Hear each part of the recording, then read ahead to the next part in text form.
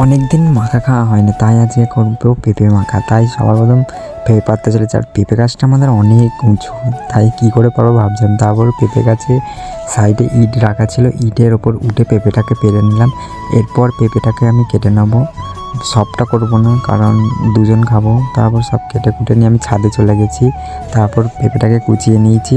এরপর দিয়ে দেবো তেঁতুল। এখানে তেঁতুলটা দেওয়ার পর আমি এর মধ্যে দিয়ে দেবো নুন দেওয়া হয়ে গেলে লঙ্কা গুঁড়ো দেবো, লঙ্কা গুঁড়ো দেওয়া হয়ে গেলে জিরে গুঁড়ো দেবো, জিরে গুঁড়ো দেওয়ার পর এখানে একটা কাঁচা লঙ্কা নিয়েছি, কাঁচা লঙ্কাটা সবটা দেবো না, আধখানা দেবো।